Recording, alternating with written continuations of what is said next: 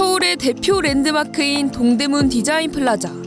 서울 패션위크와 서울라이트를 비롯한 다양한 문화생활을 즐길 수 있는 장소이지만 사실 DDP가 들어서기 이전부터 이곳은 서울 시민들의 일상이 모여있던 공간이었습니다.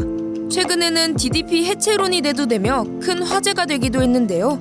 자세한 내용을 JBS가 취재했습니다. 2014년에 개관한 DDP는 지난 11년간 누적 방문객 1억 2,600만 명을 기록하며 서울의 대표 핫플레이스가 되었습니다. 자녀들 데리고 주말에 미술 전시 같은 거라든지 뭐 이런 거 할 때 전시 보러 많이 왔던 걸로 기억해요. 저희 키크니 공연 관람하러 왔어요. 이처럼 많은 사람들이 문화생활을 즐기기 위해 찾는 DDP지만 과거에는 이곳에 동대문 운동장이 자리하고 있었습니다. 1925년 조선시대의 훈련도감이 있던 부지에 경성운동장이라는 이름으로 하나의 경기장이 설립됩니다. 바로 이 경기장이 동대문 운동장인데요. 하지만 이 공간, 단순히 경기장의 역할만 수행한 건 아니었습니다. 동대문 운동장은 축구와 야구, 전국체전 등이 열리는 서울의 스포츠 중심지였을 뿐만 아니라 주변에는 평화시장을 중심으로 한 거대한 의류상권이 형성된 생활공간이기도 했습니다. 그때는 운동 경기니까 애들이랑 아빠랑 운동 경기 야구 많이 보고 야구장 근처에 포장마차들이 좀 많았었고요. 고개야구가 그때는 굉장히 지금 프로야구 못지않게 그때만 해도 대단한 여기가 많았죠, 이쪽에. 굉장히 그런 부분들이 인상 깊었죠. 황금사자기, 봉황기 이런 부분들이 하여튼 사람들 운집하는 데서 대단했습니다. 하여튼. 예. 동대문 운동장은 단순한 경기장을 넘어 시민들의 삶이 고스란히 담긴 생활공간이었던 겁니다. 하지만 시간이 흐르며 시설이 노후화되고 잠실 종합운동장이 신설되며 동대문 운동장은 더 이상 서울의 중심 경기장 역할을 하기 어려워졌습니다. 이와 동시에 동대문 상권 역시 온라인 쇼핑의 확산과 경기 침체 등의 영향으로 큰 타격을 입었는데요. 이처럼 공간과 상권이 동시에 침체되면서 이 일대를 어떻게 바꿀 것인가에 대한 논의가 본격적으로 시작됩니다.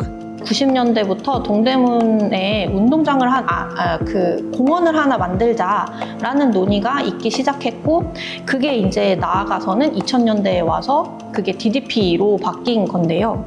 처음에는 공원이었지만 랜드마크로 바뀌면서, 그리고 랜드마크를 짓겠다고 설계를 했고 그 공원을 같이 엮어보자 해서 동대문 역사문화공원이 만들어진 것이죠.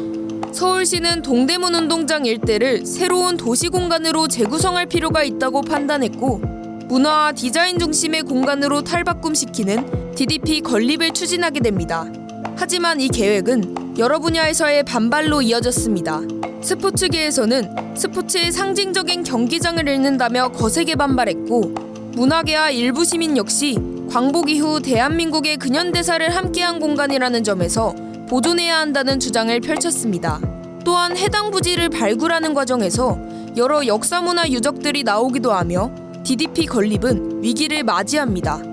동대문의 시장에 계신 각 상인 회장들조차도 이게 DDP가 들어와서 옛날처럼 이렇게 우리가 화려했던 그런 날은 이제 없어졌구나, 잊혀지는구나. 그래서 그때 실망감이 많이 컸었다고 봅니다. 동대문 운동장의 재개발은 단순한 시설 교체가 아닌 한 시대의 풍경과 생활 방식이 바뀌는 문제였습니다. 이에 대해 서울시는 상인 이전과 대체 공간 마련 등의 협상을 거쳤습니다. 2008년 동대문 운동장은 철거되고 해당 부지는 새로운 문화 공간인 동대문 역사문화공원으로 탈바꿈하게 됩니다. 매장되어 있던 유물은 동대문 역사관에 건립해 기념하고 동대문 운동장 기념관을 지어 동대문 운동장의 역사 또한 담고자 했습니다. 이런 동대문 역사문화공원에 지어진 거대한 이 건물이 우리가 알고 있는 동대문 디자인 플라자, 이른바 DDP인데요. 그렇다면 오늘날 DDP는 사람들에게 어떤 공간으로 인식되고 있을까요? 저는 그렇다고 생각해요. 왜냐면 외국인분들은 사실 관광을 경복궁이나 DDP나 이런 큰 장소를 많이 가시기도 하고 남산이라든지 주변에 다른 것들이 워낙 많기 때문에 랜드마크까지라고는 생각해 본 적은 없는 것 같아요. 랜드마크까지는 아닌 것 같고, 랜드마크는 보통 남산타워를 보통 많은 사람들이 떠올리지 않을까라는 생각은 드네요. 동대문 역사로 생각하기에는 지금은 좀 세대가 50대 이후나 뭐 역사를 따질 수 있는 것 같고, 제가 봤을 때는 그냥 동대문 역사 쪽은 아닌 것 같아요. 여기가 그 영명도 동대문 운동장역이잖아요. 그러니까 그게 옛날에 이것 때문에 이렇게 생긴 유래가 된 거긴 한데, 지금은 오히려 이렇게 뭐 의류 약간 그런 거 관련된 더 이슈가 더 많이 이렇게 느껴지다 보니까 뭐 역사적인 의미는 크게 없는 것 같아요. 과연 지금 그렇게 뭐 동대문 운동장에 스탠드 하나 남겨놓고 전시관 기념관 만들고 했던 것이 그렇게 한 것이 과연 사람들에게 동대문의 지역성과 역사성을 보여줄 수 있는가에 대한 거는 좀 퀘스천인 것 같아요. 남기고자 했던 그 마음은 알겠으나 그랬으나 역사적인 것을 좀 생각한다면 아직은 조금 아쉬운 점이 있었다. 네. 많은 사람들에게 DDP는 문화와 관광의 공간으로 기억되고 있습니다. 하지만 이 공간을 바라보는 시선은 여전히 엇갈립니다. 지난 2월 경제적 가치와 실효성을 이유로 DDP 해체를 주장하는 목소리까지 나오며 사회에 큰 파장이 있었습니다.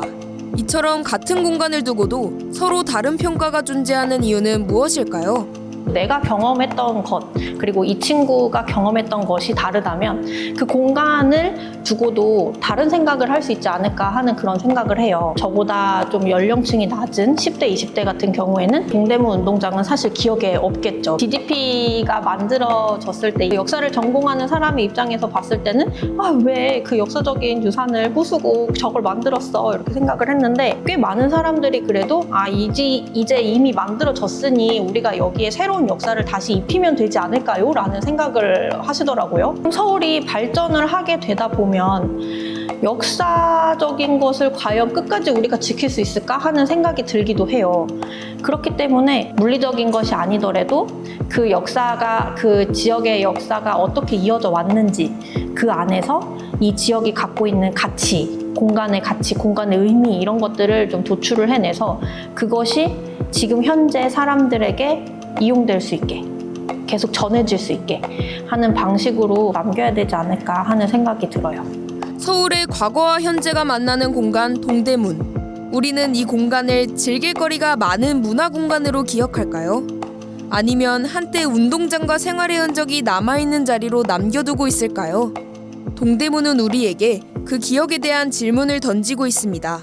이상 JBS 뉴스 한보민이었습니다.